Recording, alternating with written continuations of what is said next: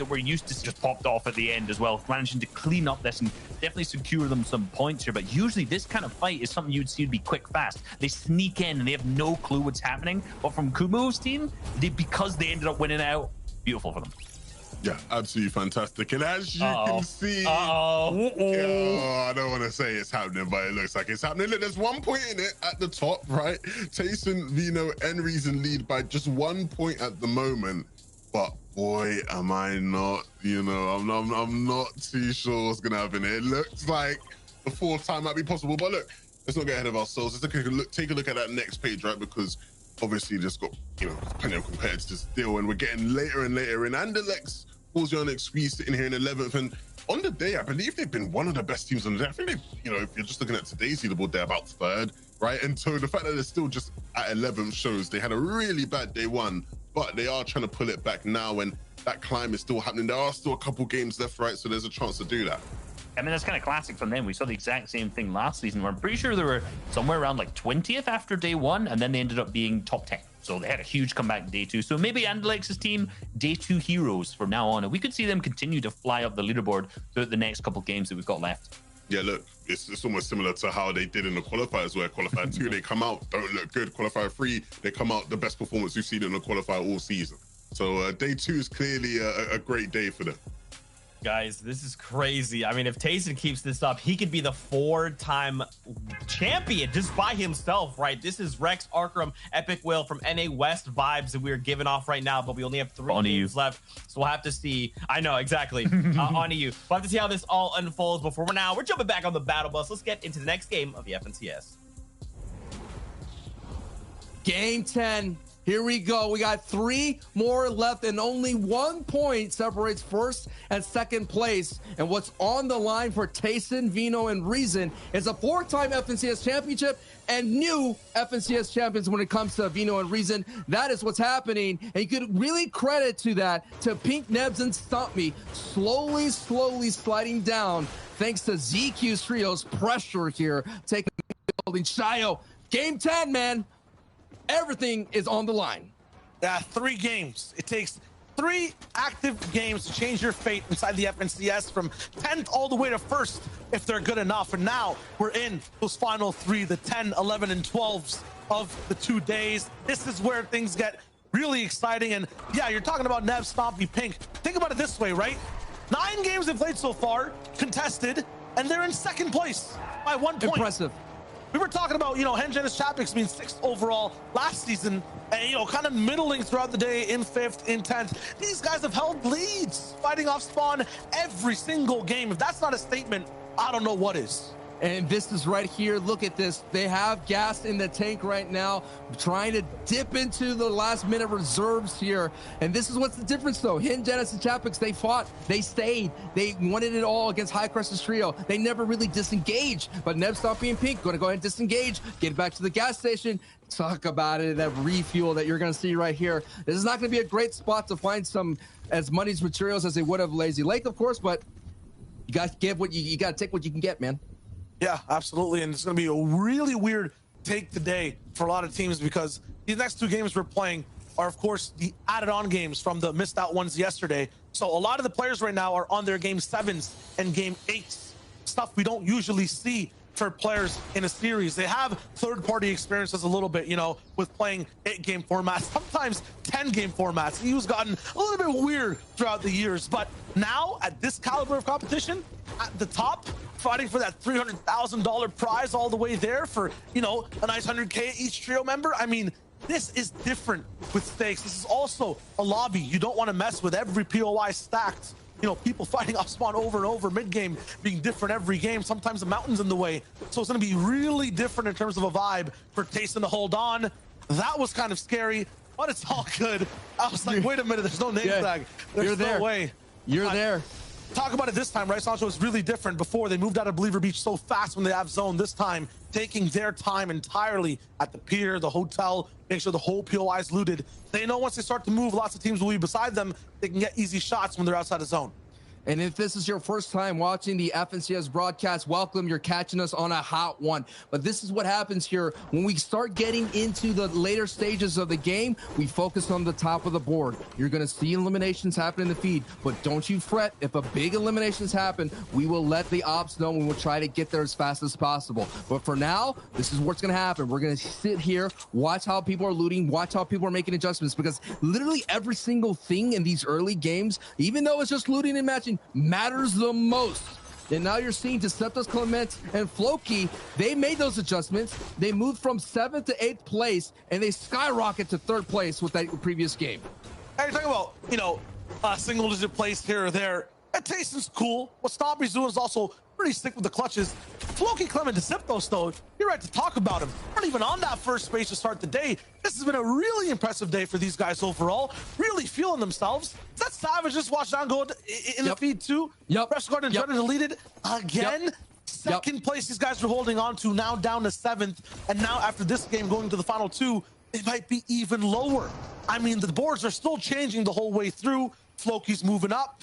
Centric, Hottie, Elo, Crash, Stripper, and they're moving up too. Sapphic now 6 places higher than he was before. I mean, people have to get replaced.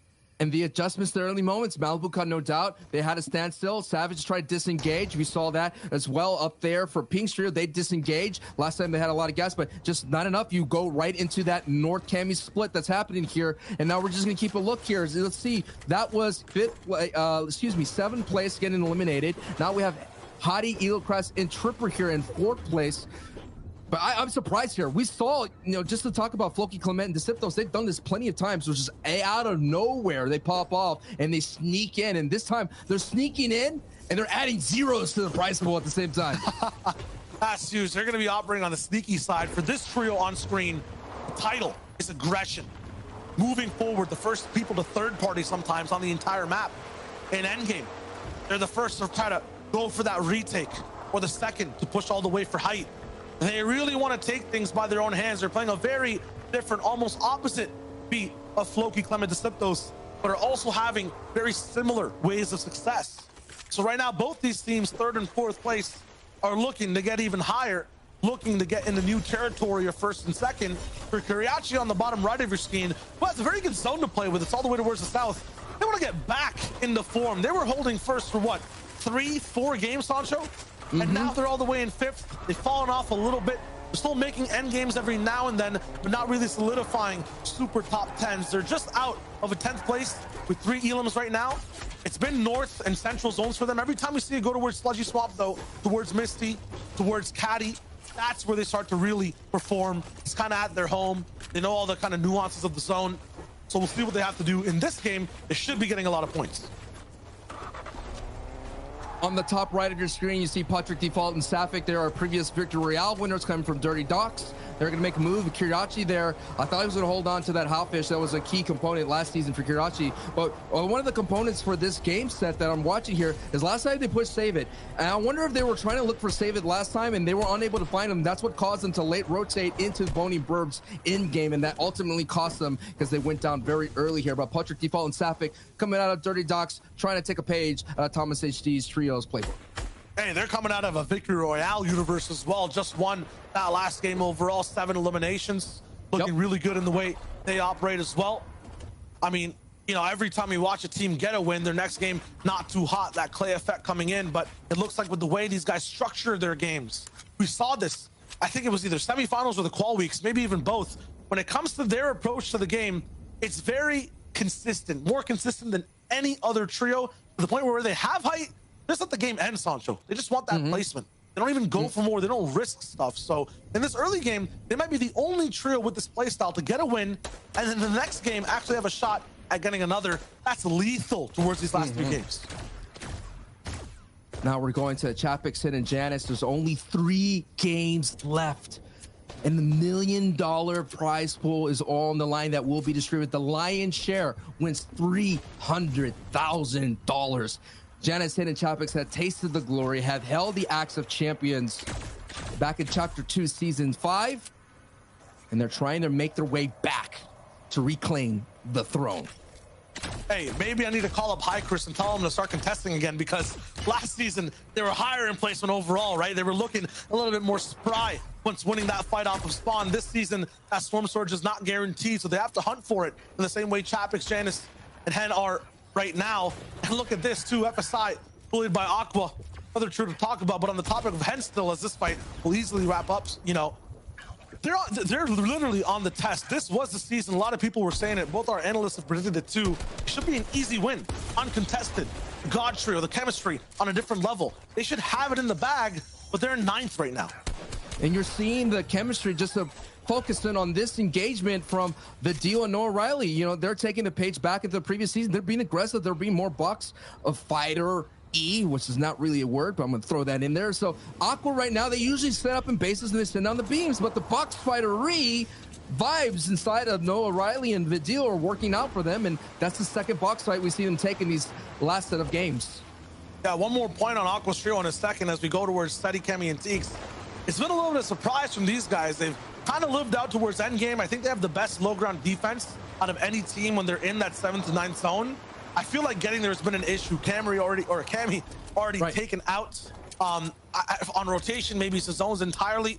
Things are not going too well. We haven't had them as a focus during these moments on broadcast, but we'll see what they can do. They're 8th currently right now. Going back to Aqua, you're talking about box fighters. They're looking really good, right? I think the issue with them, though, is for some reason they have this bump in their timeline. The 5th zone, the 6th zone. Something happens and a trio takes them out in a matter of 5 seconds. They need to fix that. Sasha, they were 2nd place at one point. Now they're down in 10th because game after game, they have really good positioning and then they just get wiped. And we never even get to see how. Sometimes when we do, it's one person getting sniped. Everyone else is taken over by Storm. They cannot make the mistake anymore in these last 3 games. Mistake cannot happen right now for Pink, Stompy, and Nebs out here in the Defiant Dish. Going to begin Zabre, who have now rotated and changed their drop from retail row 2 here. And they may not have a lot of experience here at holding down the fort in comparison to an Ingram, so to speak, who's been landing here the entire season. Stompy, Nebs, and Pink are here, and they would love the taste of that perm pad that's just right then and there. But the firepower is not there. Kind of eating to their builds here. I'm just listening here. You can just hear every step just feels heavier, a little bit more bassier, you know? Yeah. Mew almost got the shot there, but the wall quickly goes up. Defensive play, they're in the box situation, trying to break them down the ramp. It gets a little bit nasty here. You got to make sure your aim is true. A couple of misses from Pink. But Pink just able to hold on because he has Nebs next to him. But Zabre there is going to come into this fight. But Stompy's going to come from the backside. But Claim, even though he does not have a lot of HP, he still can put on some damage into this engagement here. Zabre goes down. Here comes Psych. Stompy and Pink are going to pick back Nebs, and they get rewarded not only the loot, but also that permanent pad for rotation. Yeah, kind of like that stat was foreshadowing this fight right before it started. Majority of the teams in the top 5, 4 of them basically uncontested off spawn. The ones that just fought again have been conditioned since the start to have these pinches, to be aware and active in these fights. Pink, Nebs, Stompy, literally 10 almost games now, having to deal with someone off spawn, having to deal with people mid-game. It's because of this resilience, this conditioning game after game. They're winning these fights so gloriously. Yeah, that has been their lifeline. Them just finding another like scavenger out, a landmark trio, and they take over their loot and they do it with their weapons. So yes, they don't get the loot the Lazy Lake loot, but they rotate, they find a trio. They already found them out there in the Central Mountains. This time they found them out there in the Defiant Dish. Stomper Elam's also ramping up game after game. Floki might be to blame the one for that, because clearly his strat is just to base up into Thomas HD and just look for any shots all around with that big gun, but nothing landing right now. Everyone kind of just waiting out to see who's going to make the first edit over, the first mistake. Already the biggest mistakes made is the 17th team, Savage Trio out. So it's the only one in the top 10 that has been eliminated here in this one of the last 3 games that we have here. Sean VP, Andy out in the distance there behind Tripper, and actually also very impressive team so far. shown us today that they can really handle whatever you throw at them and at least survive longer than expected, and sometimes even win and gain a lot of points.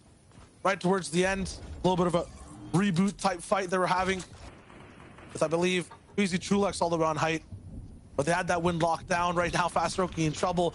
Very different day for these guys. On day one, looking so good, controlling, affecting trios back and forth. On day two, kind of the cannon fodder of the whole lobby, being picked apart for Surge game after game after game.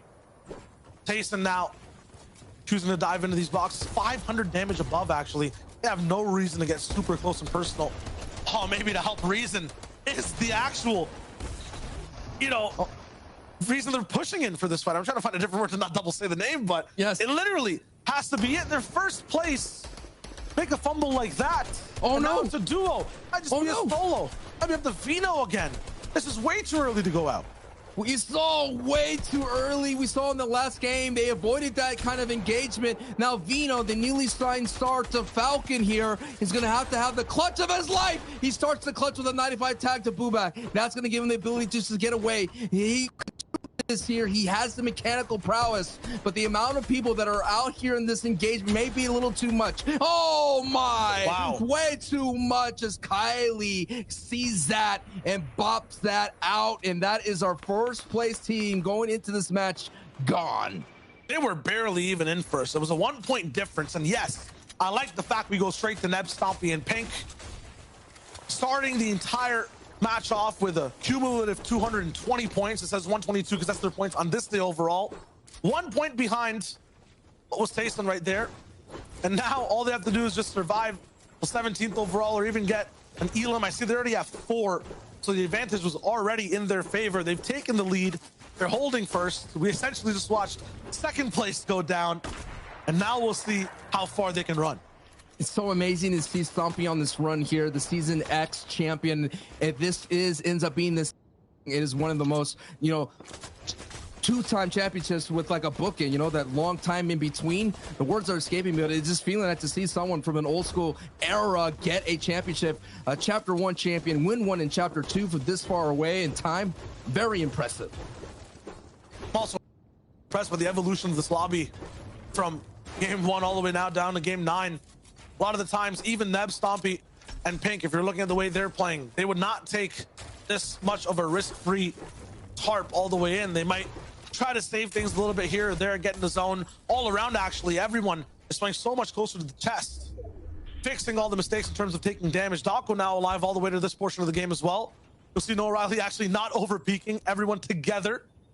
Their base only 2 stories instead of 4 stories higher, because every time they do build a big base, Aqua ends up going down.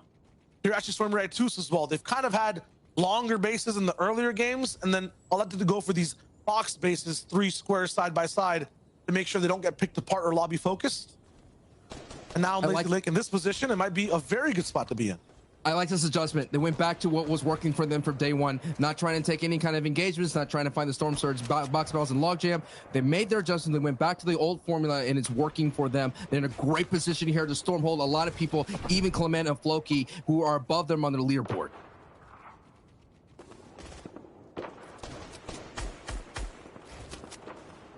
And right now, when it comes to early game and transitioning that towards the end game, you just saw that stat on screen. Kuriachi's team is very good at doing it when they have a little bit of a burst to work with. This game, though, they're kind of super quiet, right? We talked about not taking risks. It's going to be good. This team, though, Trippern, I mean, kind of scratched up coming into this point in the game. Hottie's down. This is a team that works very well as a trio. I haven't seen the greatest things when it's only 2 players alive, so I'm kind of worried for them this game. They're all about working as a team with the big pinches on height, with big, you know, spread out control. With only 1 person to work with, you have to stay close and personal. That's not their style. Saving grace is they do have the reboot card. Lazy Lake's in play. We haven't seen some reboots and moving zones, so it's possible. Listen, Sancho, if they get a reboot off and survive, I'll buy you dinner for a year. There's no chance. Let's go. Let's go. Survive to what? Survive to what? Top 5? I'm just saying, if the reboot happens, they're gone. Here we go. There's not even a chance, because there's so many teams already here That sound is just way too loud. There is no shot a reboot is possible. I'm invested. And Elo. They have the reboot card, but gotta remember there's so many other teams too. We gotta check in. I mean, if the reboot happens, we'll hear it, right? And then it's happens. Look at this base. I'm not sure. When do they unvault Portaforts? Because they got metal built out on all sides. It's looking good. Stompy wants to take his lead off the edge of the island side of things. Or the river side, they're looking good. Gotta remember with the mini map, they're moving a little bit further too, so it'll be fine. They have the Chunk Splash Cannon. That's huge for endgame. 544 damage above. Red Rush is affected down below by Tripper and Elo. We're talking about them getting reboots. They can barely even handle this fight. 303 damage below Surge is what it looks like right now. Getting bullied and Lightning will start to strike. Oh no, Tripper's down. Exterios still looking for the shots. Elo Crafts has his walls pre-edited because they were looking for plays.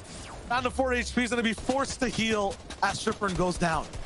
Looks like I'm going to go hungry for the year here, but I just got to point out, Pink, Stompy, and Co, they have a great positioning. They have the high ground. They did pull zone. So while we're having fun with this mini wager, with Shio wager, I would have to say Elo Crass has plenty of things to outlast this, but 6 people have to go down, and he has a trio on his front doorstep here. But all these people have to move out, but they're deciding to fight. It's because the Storm Surge is kind of being the cement shoes that's locking them into these engagements. I'm just seeing some slow rotations happening as Elo Crass, the reason why we're focusing in, this is 4th place. They've been in top 3 for a long time, and they're inching their way closer. Chachi, I believe, is right there. No, Elo Crass gets greeted with some lead, and he's out. Taken down, lots of people still have to move in. Lazy Lake, it's so tough to kind of break out of these boxes, move past these buildings, and find a way to find some space. Aqua, always on height, staying true to his name, takes over Nev, Stompy, and Pink. Against a former teammate right now, both know the strategy books, both know what to do. And another fumble from Aqua's side. Noah Riley caught in these builds, but it's a trap. Vadil deals lots of damage.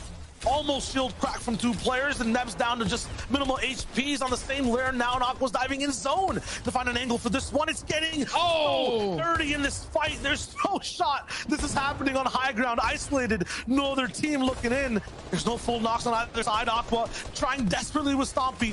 They get Pink down to 14 HP. They can't find anything. Stompy looking to pick Nebs back up. He has a lot of time still left over. Noah Riley finally ticked out. Nebs kind of, are you kidding me? Knocked body, get the siphon. I'm not even sure, but man, what a breakout fight before zones even move. Oh man, that was amazing to see old teammates go at it right there. It looks like they trade reses here, and they're going to continue on at high. Pink and Stompy say, that's not enough for us. We're going to give that up here. But the shamble situation is way too much as Chapix takes advantage and eliminates their Aqua. Steady and Forziar collide, and Forziar is getting knocked. But Stompy, Pink, and Neps here, there's a Pink and Stompy too are working their way through. Talk about surviving that engagement. Now on the low ground, look, so free, everyone's backside's looking at them, and that's when you want to see when you're in shambles. Gotta remember they're in first place right now, rolling through. Unfortunately, no mats after that whole engagement. They have to be very careful where they finally build. Breaking through. The zone is still so far away. Keep going. I think that Pink might have the right idea. They might just need to just spam shots at the walls in front of them. There's no time to pickaxe. Now there's Solo moving in. Look at it though on height. Hen, Janice, Chapix taking over. Mistakes erased. They have control and are so far high, I'd be surprised if anyone challenges them for height. They've made it. They finally made it into the safe zone here, but it cost them so much. Look at that. Only 3 builds, and because they were breaking through everything, you're hearing the raining down, and oh no! It's Floki! Floki is here, and Floki is moving up the board. 3rd place taking out one of the top teams. They're looking to get even higher in those standings. Chapix, though, he's moving higher in elevation to the skies. There goes Exteriors' pad. It's not enough to catch him. Red Rush, no chance either. Swatted out of the sky like a fly. Exteriors goes down, and now we're tuning in with Kiriachi. A chance for redemption. Lots of top teams already knocked down and away. All the pressure they've been dealing with every single game is non-existent in this tarp right now. Bullying Astro. Kiriachi in full form. Save it, also feeling it. Oh my goodness, the double spray comes in, and they get another another knock. Force taken out. Those are mats he could possibly get. But no, there's no time. He's going to keep moving in the storm on the side of a mountain. They're going to have to make decisions soon. Going up, no one in their way. Red Rush, we know he's a solo. This is a free pickup for the squad. They get another, but there's so much chaos back there. That's not the way to go. The builds are on fire. These guys are way too hot. Moving on low ground, they're making it look easy. No chance, no challenge. They have a chance to get all the way up high in this game. Wow, and now they're gonna hold out. A great knock on Squeeze right there. Kiachi, another shot on Seti. Does he pick up the elimination? No, he's gonna walk on through and keep pushing on through while Janus is lighting up the feed. Kirachi does get that knock on Squeeze here, and Splash gets doused right there. Kirachi chooses Storm Rider, picking the right time to heat up there, and look at the high ground. The Season 5 champions here are coming to form at the right time, but we have our eyes here on Kirachi, Storm Rider, and Toos, who are cooking on the low ground as Chopix eliminates Endelix. They might not have height, they might not have control, but they have so many elims to basically call this game a win. Looking for another. It's a 3v3 fight, low versus height. We'll see exactly what Janus, Chopix, and Hen can do, putting out pressure the entire time. But Kriachi, he's found defense perfectly within the backside of this storm. All in the same box. Toos is looking for it. Beams back up towards the sky. Hen gets affected with HP. Big beams, but they trade. Hen now low. Janus taken out. They move from the low ground. They take the shots. Kriachi looking for the finish on the Chopix. That is absolutely insane for a three-man clutch. Kriachi, Storm Red, and Toos. What a well-deserved low ground win. Another 11 eliminations in Victory Royale, and the highlights are not stopping. We thought we had the highlight of the year. No, another one. Is this a montage? Are we just stuck in a montage? Because it's not stopping, Shayo. What a great win for Kiriachi's trio. Hey, I'll hop aboard the Kiriachi, Stormy, and Toos train. We're going straight over to the last game with them because there's no one who could stop them. A trio in the way, boom. Another one, boom. Another one. I mean, Zeke, Levin, Reese. How many people did they take down? Guys, we're looking at 11 eliminations. That's what I can confirm on desk. And really quick, just massive shout out to Shy Wager and Sunchwest. You feel like they're just like casting like a wrestling match. You know what I'm saying? The energy is next level. My goodness, though, imagine if that had gone the way of Hen, Janus, and Chopix, right? We kind of like tend to forget that, especially in situations like this, like two teams at the very end, right? You're talking about a 6-point swing in just eliminations alone. Another 4 points for the difference in second or first, right? So a 10-point swing for both of these trios, and on top of that, tiebreakers, right? My goodness, still though, the action is absolutely heating up, Levin. Yeah, no, it's getting crazy. It is getting real. Like, I'm watching that game, and we're all watching that game, and we're watching it thinking, Janus and Chopix, it's a classic win. You know, we all waited for this at some point. But then no, Kiri actually said, no, we're not doing this today. Today is our time. And look, you know, we came into the day and they were the first place team. Things sort of got a bit murky for them. This is their opportunity now to push themselves back into contention to try and win it all. Look, I'm going to be rooting for Janus and Chopix as I will. You know, I'm a Guild fan, blah, blah, blah, blah, blah. But I'm looking forward to seeing how Kiri actually continues to build off of this, right? Because that is a huge game for them.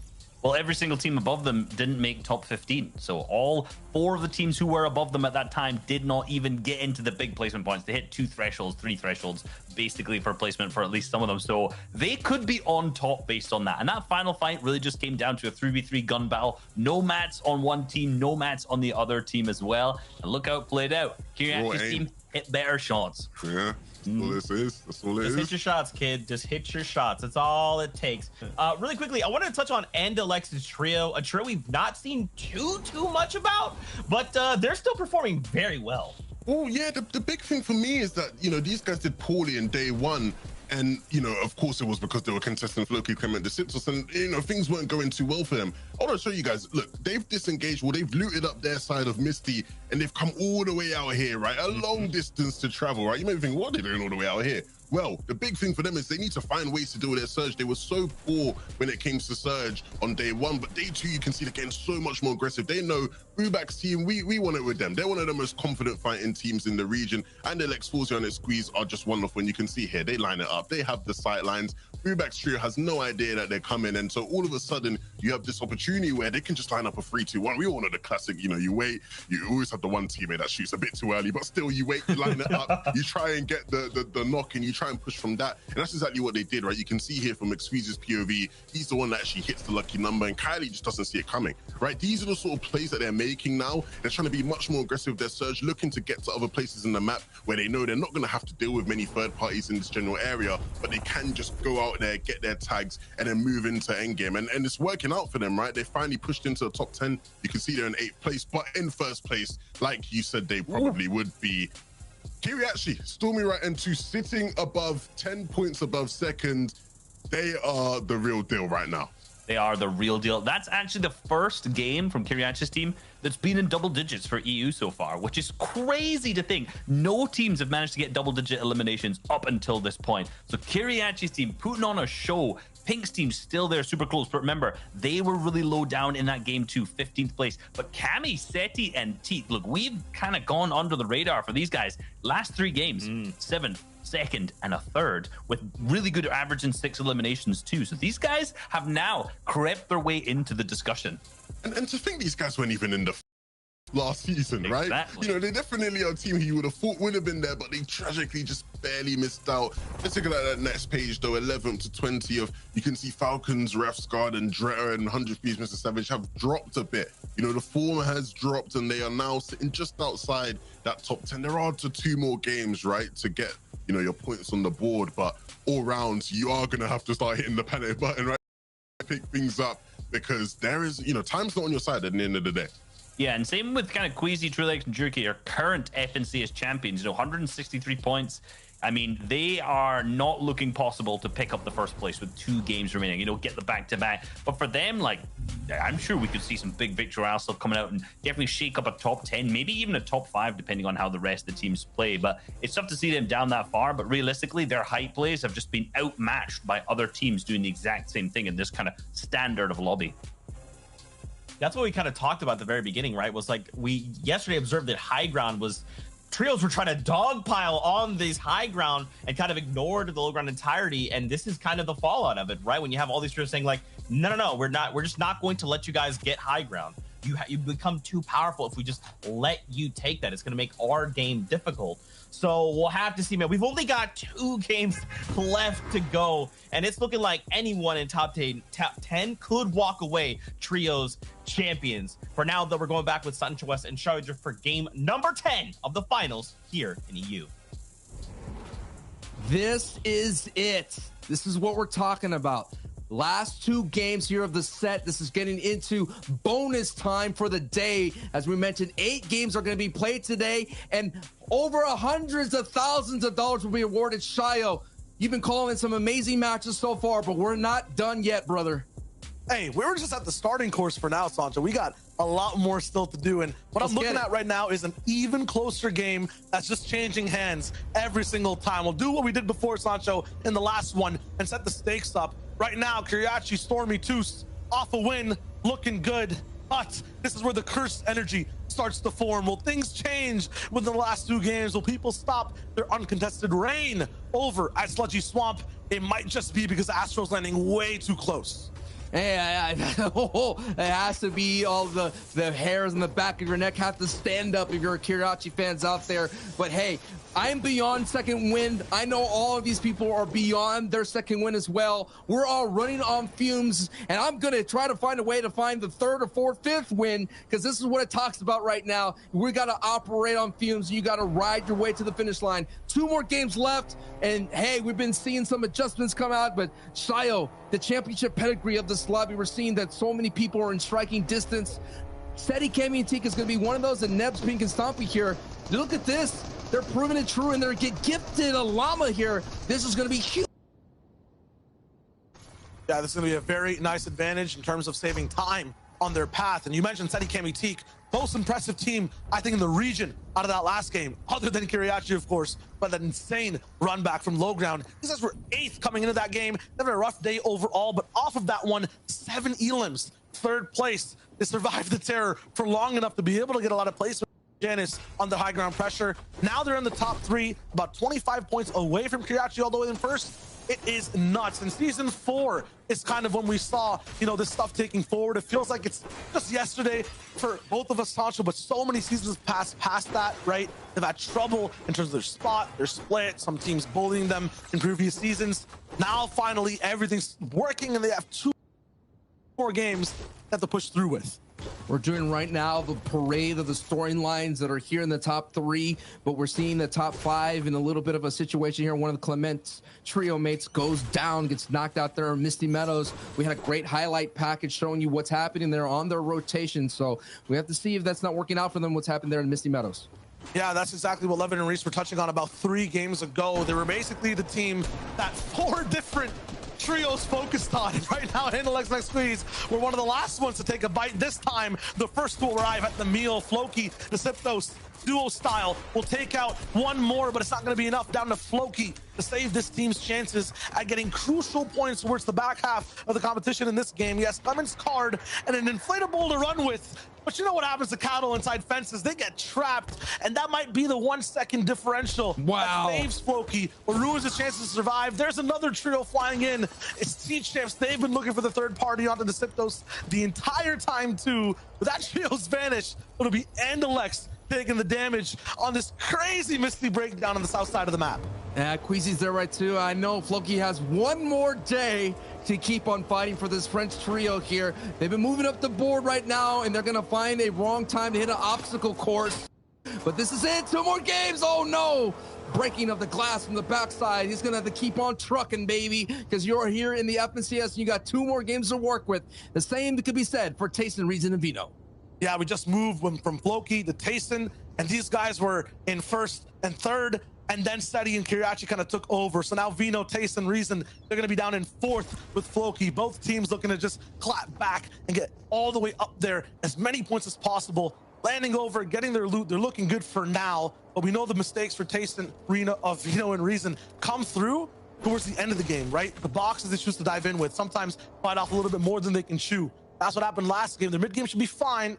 We'll see what they can do next. Noah Riley picking up the Zestin trio again. We're seeing that adjustment being made. I wonder if Tayson, Vino, and Reason are making the adjustment of not being so aggressive with the rotations. Yes, Storm Surge has been a factor for them this season, but considering that they're still there at Believer Beach, you mean they're slowing down. They're like, okay, let's be a little bit more conservative, and maybe we can find a Storm Surge along these rotations. But right now, Floki is just all for you just to get to that top 25, get those 5 placement points just to keep on moving. I get Clement back up so they can play a game as a duo at least. Zone is far away and moving though, and I think that orange arrow trio here? No, lunch for a year? No. I gotta try. Maybe a snack. Give me a snack. I think the issue here is this orange arrow trio knows exactly what's going down. Yes, and it is T-Chips. They saw that Floki was running away with an inflatable as a solo, so they're probably gonna wait out here for him to maybe make a move on this reboot. But Floki, experienced veteran, he knows the breakdown. He's usually the one in previous seasons doing what Artskill is doing right now, so he's not going to fall for the trap. He'll wait till even the zone comes in and possibly go for that reboot.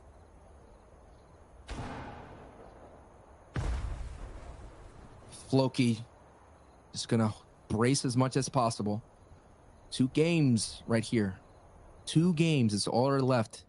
And Floki, all eyes are on Floki at the moment. 3 trios are already out of this match, and Floki does not want to be the 4th.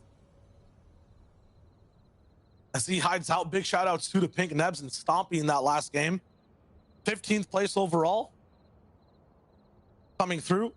And 6 eliminations. That's insane. The pressure they took and kind of survived. So many different fights that picked up 1 or 2 elims from. So it'll be cool to see what they can do this game.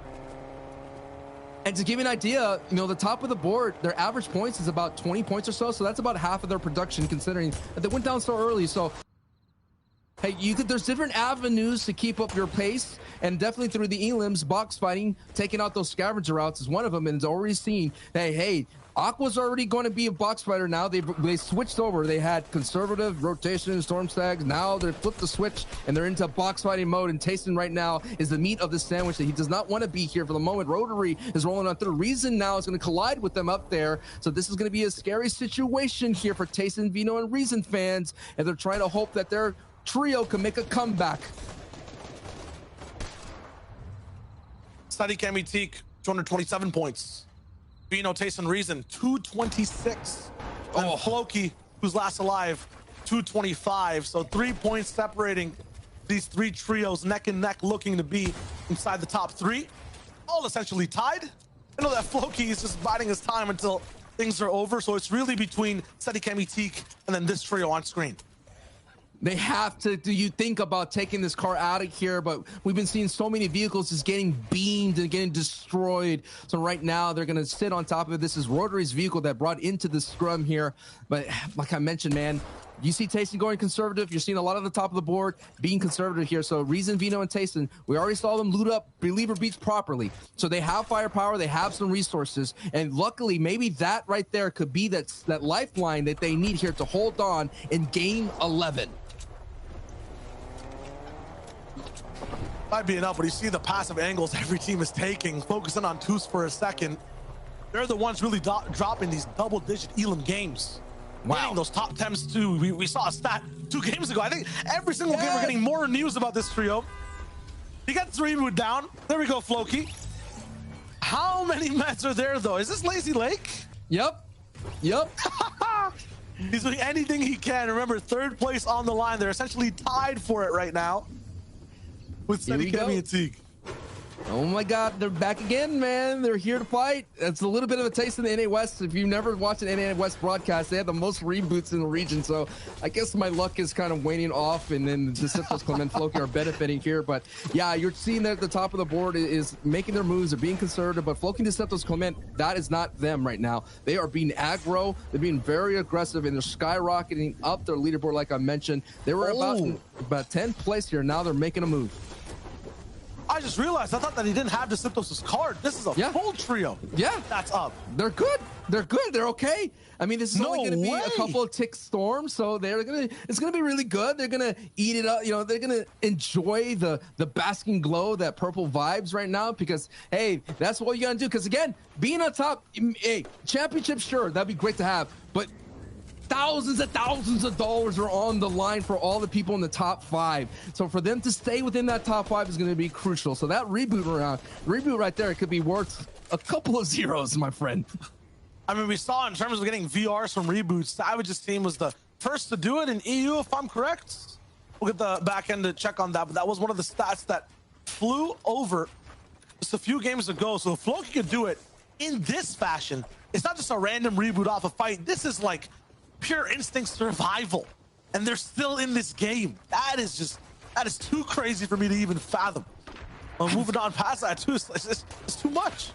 It's been a crazy day. Again, a lot of first 8 games in one day for the FNCS, but we've been seeing highlight after highlight after highlight. We thinking, okay, that's the top play of the day, but not too fast. Another top play comes in, but this is going to be the top moment right now. Save It, who is right now just trying to just regain their footing here. And they compare a couple of games, they could definitely get themselves in the top 10. But when you see a trio like that, you do not want to be near them. And that is why Aqua Vidil, yeah, sure, we're always on hype, but they don't want any part of that business. But Karma wants some of this business, and Vino goes down. Oh no, Vino, the canary in the coal mine, goes down early here and gets a surprise attack. Now Reason, Tayson are in trouble. Game 11 here on the ropes. They're wheeling here. They're knocked out on their feet. Reason with 150 HP. Tayson, the 3-time FNCS champion with no shield here. He's getting pushed. Aqua is there, and so that's going to be the ability to slow down that push as Tayson's going to try to sneak out the back door. So Aqua may have just helped that out situation and allow Reason and Tayson to regain their footing and shake off those cobwebs. Still one person fully eliminated.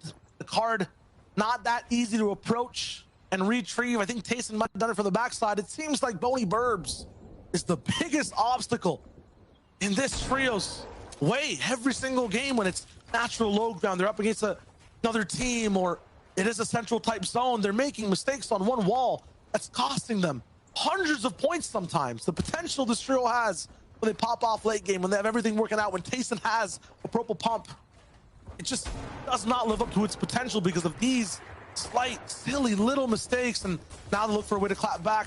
It's not going to be possible for this reboot to come through. There's way too many teams here. It'll be tough.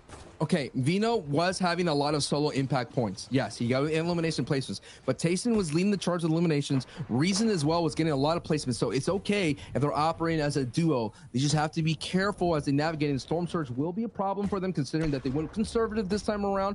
They did take a couple of box fights, but still, that will be the concern going forward if you are a Tayson and Reason and Vino fan.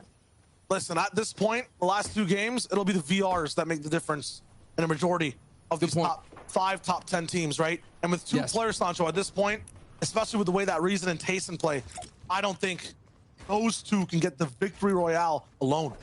And who has VRs? You're looking at a trio right here that has them. They got a couple, they got 1 VR. Tayson's trio does not have a VR. So far that's in the top 3 that has 2 VRs. It is Pink, Nebs, and Stompy. Pink, Nebs, Stompy, I think one of the biggest reasons they get to stay all the way this high in the board, even if they go out a little bit earlier, make those mistakes. 2 VRs earlier in the competition, and then these elims they have consistently every single game. What I'm liking, though, is that they're always setting themselves up to be either alive as a team or going down as a team. There's never these instances like what's happening with Tayson, what's happening with Hadi, that one player's down and they all survive. Every game plan they have is do or get done, no matter what side of the zone it is. And I'm liking that. That's how you stay ahead of the competition. That's how you get consistency. Even in 15th place, they can all be alive to spray and get elims. Yeah, bottom line, you ride together, get lobby together. That's the way they roll. Height, Aqua, taking on some elims there, and Boney Burbs. It's another 2 points for that trio as they're trying to get back into the top 3. They've been there almost the entire finals. And this is where they've been the surprise right here. Every time, Shayo drop spots, everyone on social media, everyone on the Reddits and whatnot, they see the drop spot. If they see 2 trio names, automatically not going to do well. But Neb, Stompy, and Pink, they're showing it that it can be done. And it's very successful. And what's a how? Very smart disengages and very smart secondary game plans, picking on those landmark trios. Yeah, coming out of the semifinals too, not even a qual round. This team was looking kind of rocky at the start of the season. Yep. Now everything just kind of seems like, hey, they should be running EU or have been for a long time. Everything just seems perfect. They're kind of like the counter stratters to everyone else's aggression or passivity at different points in the game. I just love the way they adapt to every single situation, and they're going to continue to do so. Corny complex field. They're not slowing down their push, even at the risk of people hiding inside the bushes. Forza and NLX X Squeeze will be their partners in crime, it looks like, for a certain amount of time as the zones start to get a little bit smaller. But all around the map, there are relationships between top teams. Floki, Trulex, side by side. They're not even supposed to be here, dude. They're not even supposed to be here. And if you would have never known that they were not, you'd be like, wow, okay, they got 200 HP. They're looking really good. They're looking really strong. Yeah, the materials are lacking, so they're going to be very active looking for that refresher. But still, what a clutch situation, and they crossed that threshold for placement. 5 placement points right there. So what a great clutch by Floki. So what are the goals for these teams too, including Floki's teams, right? So you see the loot right now on the map counts. You're right on the ball there, Sancho. They're in the game, but I don't feel like they're ready to play just yet. They need a siphon. They need something, right? They don't even need to reach 9th zone just yet.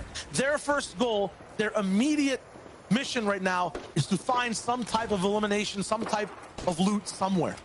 They don't even have mobility, dude. They don't have it. They got a fishing rod, right? Okay, there's no water. No water.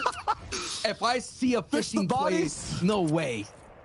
I don't even. I'm trying to think of anything. You know what? That's just one, right? That's for them. Like legit. If they could fish loot, they totally can. They could throw it out there and just bring it to them. That takes too long. Yeah, I know. They got rid of the harpoon, but still, dude, when there's nothing available for them, you got to throw everything at it. And maybe it might stick.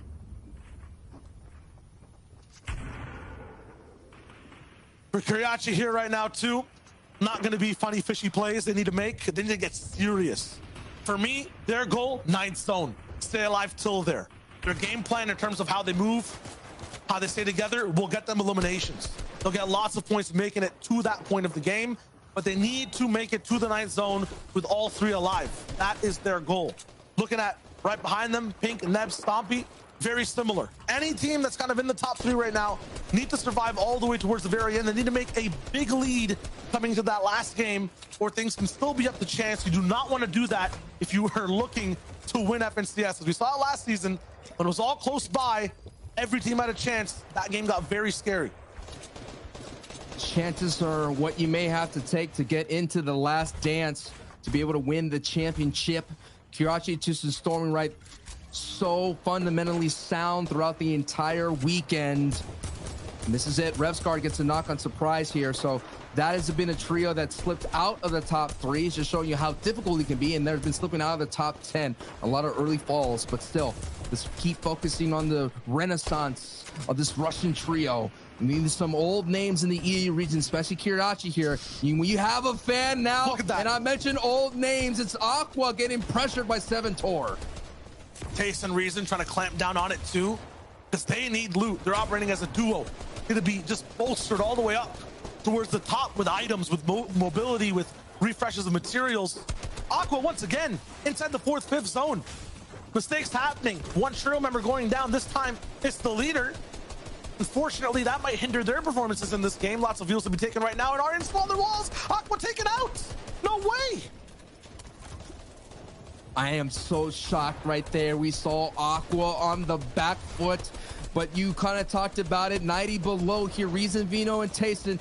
Reason and Tayson operating as a duo. They're going to kind of delay this glide here. They're going to see if they could catch someone trying to push it through, and they might catch another strong duo. The barrel stuff is through. They catch Vidil. Actually, that was Vidil getting pressure from the other side. Vidil, Noah Riley have been knocked and eliminated. They are gone. The Reason and Tayson pressure caused so much of a ruckus. And it's all action on all sides. Pink down as well. Stompy taken away in the feed. So lots of different teams all the way towards the top are toppling now. Pink, Nebs, and Stompy eliminated by Mappy and Exterios. Oh, it's happening again, Shayo. The top 3 tend to go down when we're getting closer and closer to the final frames. It's happened in the qualifiers. It's happened in the semifinals. There is one team that's an outlier on your screen. Kiriachi, Toos, and Stormy Right. Turtling, hidden, passive. They do not want to have any say in any fight right now. Let the action come to them. Bring the party to us, they say. They're waiting for the zone, and yes, it does clamp on them, and now they make a rise straight towards the top. They're looking for height. They're looking for control in this game. Will this be a fatal error? Because remember, Sancho, before, they win games from just letting height do their thing first. They might be overstepping here. They got to be careful. Right. Last time they had height, it was back there in the logjam. They stayed there for a long time, and they were trying to hold on to him. Before you know it, so many people started gliding over. It has happened time and time again, and this would be the worst time to happen to them. So they might be playing better, just letting everybody walk over them, because it's all about placements for them. You keep going, you still vibing, you keep surviving, and you will be on top of the board going into game 12. I like it though. So what they basically ended up doing is keeping the same theme, but turning the game plan on their head. So what they do usually is let people walk over them, like Stalter just said, let people go around. This time they let everyone go under, undisturbed. They put so much space in between them. Look at this. Aware, Floki, Aryan, Siberia, they all have to deal with each other. Teak, he has an opening to just shoot at Mr. Savage. No one's going to be looking up top on height. The Siptos is going down too, so this is very good for Kiriachi and company to just steal away this entire lead. These guys are masterminds, just staying hidden at the best point in the whole server. Also, in the shadows, in the low ground, it is Cam in the top 3. If they could get a victory royale that's been escaping them, they've been getting the consistent placements, but that would be a big time momentum going into game 12. And now that the momentum's not on their side and you hear Storm Surge, it's a looming, it's a coming, and right now they're in the first moving. They're on the front side here. This duo is definitely going to have to find a refresher. They're going to need it right now because their light is slowly dwindling. Gonna be in 4th place. Only 2 teammates have to make the move. They have a little bit of zone position so they can take their time. Just dealing with Storm Surge right now. They need to get some damage down. 13 people need to go before that 7th zone closes in. Nothing. First target. Rifle save it. But yeah, nada. No shots. Where will they look? Down below. It's fully built. Up above, if they edit, they might get shot. This is a troubling puzzle, but it might be Janice who has a solution for it. Doesn't matter. We tune in to the bigger picture. Kiriachi up top. Look at it. They're looking for complete control. Tayson flies by. They have height. They might just win EU and get ahead in this game alone. Kiriachi cannot find Aryan, and he goes straight for the dive. But look, Stormy, he stops Koro from taking that high ground again. They've blocked one retake, but they're going to have to do it so many times. It's just the 6th zone. You gotta watch out. Usually Queasy kind of sends a kind of distraction up there, and the other trio kind of cranks up but that distraction may be a little too early for what they wanted to do. Yeah, there it is. Queasy Trilix, the distraction was there. Jerky and Trilix are taking it. Stormy right, he's losing height. He got his shield cracked, and right now Kirachi is doing what he can to get up to his trio mates to help out, to give him back up, but Stormy right gets knocked, and now it's up to Kirachi and Tooth. The distraction play has been so strong all weekend, and the defending FNCS champions here as Tasting takes out Hen, and Tasting is gone, eliminated, lobbied. Every single trio spinning and clashing against each other. The sparks fly. Kirachi, his momentum still going strong. Needs a little bit more torque, though, to get out of this situation. Still on the zone. One flopper and a pad in play. Deuce is all the way ahead. It's a solo game now. Player one's player own. He's still pushing all the way up on second height. 2 HP. Baits Queasy down to his own lair, but he has to get away. Inside that zone, that's enough, Kirachi. Put a lid on it. Try to let Deuce clutch up. 1 HP on the storm line. No match. And that's where they stop. 1 elimination and just a little bit of placement. There's still a big chance for anyone to clap back and catch up. It's 4-7 Torn Siberia who try to take that chance with a new high ground wave. I don't want to see Cammy setting Teak in this low ground here. So yes, people from the bottom of the board, in the middle of the board right here, like Janice here, going for the med kit play. Now he's going to have opportunity to hit someone from the backside. And we see Savage right there in the low ground too. Janice here, a solo FNCS champion, is going to try to clutch. And this is a big moment for their run. If they could get a decent amount of points, that's going to set them up for that striking distance game 12 here. It's the FNCS EU, and 4ZR closes out that story with a blast. 4ZR with Andalex next squeeze is just 8th place, 2 away from where Janice just was. Futrix Sapphic default though, they're not done. They fell down to 10th place and they want to come back all the way towards the top 5. Trippern taking out the trio. Now Fractured, Needlecrats and Hottie will have to operate alone. That's where things are kind of tricky inside that 9th zone. We'll see what they do. Have that SMG to use. It's purple. They'll do a lot of damage. The first pump shot will not be that big of a hit though. Up against Savage's walls. Tricky fight, blocks one shot, goes for another, but no! Silence before he can speak! Needlecrats gets taken down. Wow, Savage right now is putting on a show, but Hottie is still up, and when Hottie occupies a space, but Sapphic from the high ground is putting the pressure, and this is another appearance from Sapphic Default and Pudrick there, putting on the brakes on everyone down below, but Andalix them as well, and Dretta gets knocked out of nowhere. Refsguard, yes! Savage, Refsguard, they are doing their thing, but I gotta say, Andalex and Squeeze in a 2v3 battle between Patrick Default and Sapphic. This is gonna be another victory out for them, for Savage and Patrick. Every time they have height, they don't lose. X-Squeeze and Alex. This is a battle to see who's going to be higher in top 5. He has a backside entrance to the zone. Lands a few shots on the Sapphic. Not enough to actually get things going. And Alex, he's taking lots of Storm 2. X-Squeeze down. 1v2. We've seen Andalex do it before. Baited by the Siphon. Expert movement from Default for another victory royale for the Cyber Legacy-centric trio. That is a huge development right there for Game 11 to get the 2nd victory royale, considering that they were coming into this match and 10th place here. And like I mentioned, a lot of zeros is on the line as well. So that's going to put them closer and closer to that top 5 and that big prize money in the top 3, and maybe ultimately closer to that line share of the #1 spot. But Sayo, we got one more. Yeah, we got one more, my friend. Everyone was kind of slurping on the top 5 in that game. They got taken out immediately, and then it was up to 10th, 8th to 7th to make that comeback. So now things are even closer. Listen, it's happening. It's happening. It's happened every time in the qualifiers semifinals. The top 3, and that time the top 5 went down early. They go down, and all of a sudden, the people in the middle of the pack move it up. This is going to be a crazy finish, and I'm going to need Levin, Reese, and Zeke to let us know how close it's going to get here for Game 12. Man, we just talked about X-Squeeze, Andalex, and 4ZR not that long ago, and they come in hot. 12 eliminations.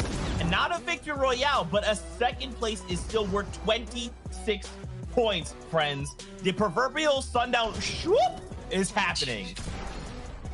I can't believe you just ripped that out.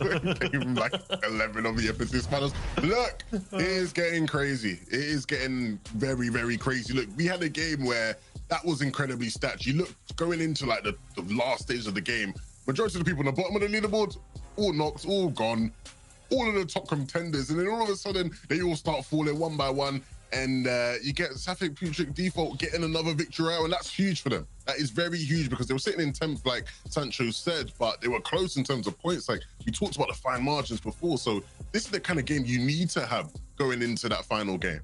And what's interesting, like you already mentioned, right? Those top 5, top 6 teams went out, but this was a battle between the teams in 9th, 10th, and 11th.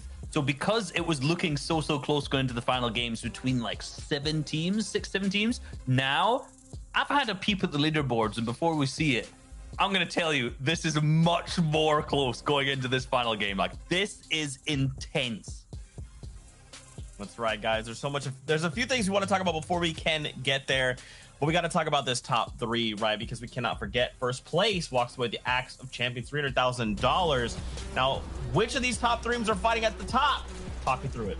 Well, look, Kamisei and Teak, didn't have the day they would have wanted to have yesterday. Of course, there was only the 4th game, so not much opportunity to prove themselves. But today, it's been a completely different story, Reese. They have been phenomenal thus far. Yeah, they've been so good. They've been the 2nd highest points so far out of anyone on this day, which is crazy. But Stompy, Nebs, and Pig, we saw obviously the crazy clutch. I'm so glad we actually get to rewatch this right here in this package from Stompy to pick up the victory in the 1st or 2nd game of today as well. They've been on fire. Same with yesterday. Obviously, they were one of our leaders, top 3, and they're still in the running now too. Yeah, and of course, Kiriachi, Toos, and Stormy Rai, who have been just unplayable. Like, regardless of what happens at this stage in the tournament, these guys can honestly look back at this as an all-time performance of any team from their region. And they are still in first place going into that final game. Kiriachi, Stormy Rai, and Toos sitting high above. But when you look at the rest of the teams, look at how many teams are tied on 242 points. That is absolutely ridiculous. Like, that isn't... Is that a record? That shouldn't be a thing. I think so. Hold on 1 second. Production, stay on this for a second, please. Right. I'm not fussed about the other page right here. We have to look at this. 262, 252, 251. Then those 4 teams tied on 242. Look how close this. Literally anyone on this page can win. It's obviously a little bit less likely for Rescar's team at the bottom being a little bit further far. But if we see Kiriachi, Stormy Rai, and Toos going down early, this shakes up everything and leaves it wide open for any of these teams to pick up the first. The comeback from Andalex, 4ZR, and Xwiz that we have seen today has been astronomical. Man, I don't know what I've watched today. Today has just been an absolute just cluster in my head of just Fortnite proportion. I don't really understand how Andalex is all of a sudden just sitting in 2nd place going into the final game, but nevertheless, they're there, and I'm going to accept that for what it is. But like you said, the second, for them, I'm sure Kiriachi and his fans will be hoping he doesn't go down early. But if that team does go down early, yeah, we got a good 25.5 minutes coming up. I'll tell you that much. Just to add to this, Andalex's team had 50 points day number 1, 22nd place. 22nd place, and now they are in 2nd. Incredible, honestly. Absolutely insane. This is it, Fortnite fam. 266 is the number to beat. Watch that number in the bottom left, that little badge that is going to let us know which team is coming out on top. 1 final game, and it could go any which way. Sancho West and Xiaowager will be talking us through this final game before we crown our trio's champion. So, friends, take it away. 10 teams on the biggest region in the world. When you start your Fortnite journey, you dream of a chance like this. $1.5 million plus on the line up for grabs, and 1 final game for a team to come up on top. It's Xiaowager and Sancho West leading you through this crazy concoction of a leaderboard. And Sancho, I don't know which way it's going to go. 1 game. It's all it takes. This is it. The top 10 are all in the running here. And it is game 12 of the EU region. And what a scary situation right now for Nebs, Pink, and Stompy. They've been going up against the Instigators, and now this is a battle happening here at the gas station. It's all on the line here. Backfeed is just trying to fight for money, while Stompy, Nebs, and Pink are trying to fight for glory. And they get a couple of knocks right then and there, but oh no! In the feed, Savage gets knocked and eliminated as well. One of those top 10s. Shio, this elimination feed is just going to come with a lot of drama, man. Stompy's getting set up by a trap from Hydro in a bush. We have to go over to Steamy Stacks to look at this team in 10th place, who had a chance to be there get taken out. It looks like Ref's guard is the last one to go down. Savage in 10th place, frozen in time, 228 points. Will only fall further, but what a chance and what a battle they had coming all the way to this point today inside the finals of EU. This is what it's all about. In moments like that, clashes like that, every moment matters. I always said that one win is all it takes, but literally one build is all it takes. One shot is all it takes. It feels like we're watching a high-stakes reboot round in our hands. Reboot rounds in the previous was just for a right to play for $1,000, but now it's hundreds of $1,000s on the line. I feel like a victory royale there. This is the ultimate win condition. And I feel like Nebs might have stumbled across another llama, maybe? No. It's a pad that comes here. I was looking at something different that might have been running on the road. Maybe they even missed it, but we'll see. This is 3rd place that just held on to their seat by the skin of their teeth. Like 251 points, tied with Andolex at 252. 11 and Reese Rightway. They started with 50 on the day. Nebs landing a crazy sniper shot, but cannot confirm it. Remember, at this point, every elim matters, worth 2 points. It can make the difference between how far you push and where you end up in the feed. Benji still fighting against Shashi's trio. They go toe-to-toe, blow for blow. Kind of casualties on both sides, but no one actually winning out the fight just yet. Lots of trios to tune in with all around the map. Here's Andalex's landing over at Misty Meadows, question marks all throughout the entire prep for this broadcast. Will the Septos or Fasroki kind of influence the way they play this game? Looks like Benji Fishy is down for the count in this final game. Shadow and Joe might follow very soon, but there's still time for a little bit of a clutch. 4-0 and Andalex, though, they have had the run of their lives in day 2 of this FNCS. And they did it before, but it was Andalex who did it last season. He was on the bottom of the board, but he only stopped at the top 10. But now with the new trio mates, I gotta say, I haven't seen a new trio literally form in the qualifiers be able to make it this far. It just shows you how great this decorated trio can be. And Andalex right now, we already kept talking about the 4-time attempt for tasting this, but Andalex right here could get his 2nd FNCS championship. See if he pushes forward for it. 2 teams already down. Looking at the structure of where the zones are going to, it'll be slightly north. We've seen multiple teams at very tricky times, and High Ground just went out all the way towards these northern zones. That's trouble for Andalex next week's 4-0, who we've seen today. It's going to operate off of low. That's trouble for a lot of teams, because that means you're going to have to fight all the way till the 9th zone and put everything on the line. You can't just hide and pass by, play super consistent. This is where you go all out. Patrick, Sapphic, and Default have been making appearances at in-game, solving their rotations. They're not hiding right now because now they have all eyes on them, considering that they just got a victory royale, and it looks like Shadow is going to be eliminated there. So Benji's trio now is on the ropes. You've seen Red Rush is going all through. Yeah, and this trio is kind of the introduction to the 4-way tie we have on the board right now. All just etched in at 242 points. And yeah, the other trios are Hottie, Janice's, and Cammy's trio, all right there. And Floki, the Clement Deceptos are right behind him with 237. Vino, Tayson, and Reason at 235, of course, 10th place. Unfortunately, the fan favorite, Savage, eliminated out there in Stamey Stacks and early engagement.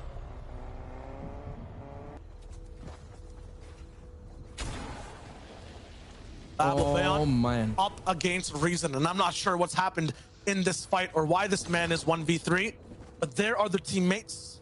Fear in Bayan's heart as the pinch starts to get set up. They need Surge, and this was their backup plan since the start of the day. You can see how close things are. 1st to 10th, as close as 1st to 5th were last season. So this fight means a lot to separate Tayson and this team from the pack. Shots ringing through. There goes the pad to go up to height. This is what's so scary right now. I mean, these trios, even though, yeah, they're scavenger route trios, they have been putting up a defensive hold right here. And Diablo Bay right now alongside with Ghosty. Vino, no! Oh, no, Vino! Tasting a Reason now without Vino here in a world of trouble. The comeback was here. It was real, but it's running out of gas. And the car is slowly slowing down there, but Tayson with enough destruction to allow Vino to get rezzed by Reason. But these are scary moments that are happening right in front of our eyes. Tayson has to just hold off the weight of the world right now with all the pressure. Bayon's team's probably going to be looking to delve down after that knock. They stay actually passive though, waiting for this team to make another. Oh, Vino gets another shot. Reason in the same box. He never misses. No! Uncharacteristic whiff. Yes. There's no way. He gets the Elim at a big cost. 57 HP in the Nice! same box. Nice! Out on Reason. He always clutches. Big shots, and now Tayson's with him. Another man. No, it's his teammate inside. And there's one more person to focus. It's Bayon, who's flying the whole way away, and he's